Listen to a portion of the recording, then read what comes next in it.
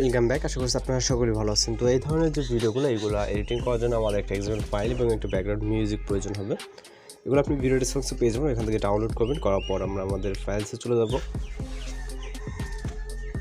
অথবা আপনি আপনার ডাউনলোড হিস্টোরিতে চলে যাবেন। ওকে, যেখানে আপনার ফাইলটি আছে জাস্ট ওখান থেকে ট্যাপ করে ধরবেন। ধরার পর এখান থেকে শেয়ার অপশনে ক্লিক করে এখানে আপনার যে অ্যাপসগুলো শো করবে ওয়েবসাইট থেকে আপনি এলাইট মোশন অ্যাপ্লিকেশনটিকে সিলেক্ট করে দেবেন। দিলে এলাইট মোশন অ্যাপ্লিকেশনে আপনার ফাইলটি ইম্পোর্ট হয়ে যাবে। তো আমাদের যেহেতু ফাইল অলরেডি ইম্পোর্ট করা আছে, আমরা সরাসরি আমাদের ফোন থেকে এলাইট মোশন অ্যাপ্লিকেশনটিকে ওপেন করব। ওকে, তো দেন এখান থেকে হচ্ছে আমরা প্রজেক্ট অপশনে চলে যাব এবং এখান থেকে আমরা আমাদের ফাইলটিকে ওপেন করব। এরপর আমরা নিচে চলে আসব।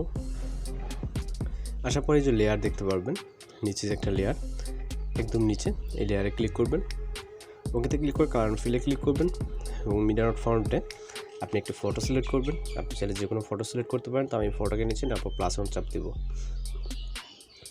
তারপর আমরা যেই এটা ফাইলটা সেভ করলাম, এটা রাইট সাইডে চলে যাবো। এখানে ইন্ডিংয়ে আমরা দেখবো যে আরেকটা লেয়ার স্টার্ট।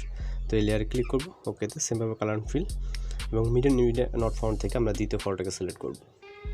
ওকে, তো আমি আমার মতো করে একটু ফটো সিলেক্ট করে নিলাম। আপনি আপনার মতো করে ফটো সিলেক্ট করবেন। দেন হচ্ছে পরবর্তী যে লেয়ারগুলো আছে প্রত্যেকটা লেয়ারে আমাদের সেম ওয়েতে পিকচারটাকে সিলেক্ট করে নিতে হবে। তো মূলত আমরা দুইটা পিকচারে ভিডিওটাকে কমপ্লিট করব। এখান থেকে প্রথম জাস্ট লং লেয়ারের জন্য একটা, এবং তার পাশাপাশি পরবর্তী যতগুলো লেয়ার থাকবে প্রত্যেকটা লেয়ার। ওকে, এর জন্য আমরা একটা ফটো দিয়ে এগুলোকে ফিল আপ করে নিব। টোটালি দুইটা ফটো। ওকে, এগুলো জাস্ট ফিল আপ করবেন। করার পর আমরা মিউজিক অ্যাড করার জন্য স্টার্ট পজিশনে চলে যাব। প্লাস ওখানে চাপ দিব, মিডিয়াতে ক্লিক করব, মিউজিকটিকে সিলেক্ট করব এবং এখান থেকে আমরা ভিডিও লেয়ারে ট্রাস দিব, যেটা মিউজিক হিসেবে অ্যাড করলাম।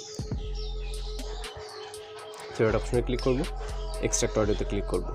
অডিওটা এক্সট্রাক্ট হয়ে যাওয়ার পর আমরা ভিডিও লেয়ার আবার টাচ দেব। দেওয়ার পর এখান থেকে ডিলিট অপশনে ক্লিক করব। এখন আপনি চাইলে ভিডিওটাকে প্লে করে দেখতে পারেন। সব কিছু আশা করি ঠিকঠাক আছে এবং এখান থেকে যদি সব কিছু ঠিকঠাক থাকে তাহলে আপনি ভিডিওটিকে এক্সপোর্ট করার জন্য এক্সপোর্ট অপশনে ক্লিক করবেন এবং এখান থেকে আপনি আপনার ভিডিও রেজুলেশন সিলেক্ট করে এক্সপোর্ট অপশনে ক্লিক করলে আমাদের ভিডিওটি লোডিংয়ে সেভ হয়ে যাবে। তো আজকে ভিডিও টিউটোরিয়াল মধ্যে এই পর্যন্ত। দেখা হচ্ছে পরবর্তী কোনো নতুন ভিডিওর সাথে। সেখানে ভালো থাকবেন, সুস্থ থাকবেন।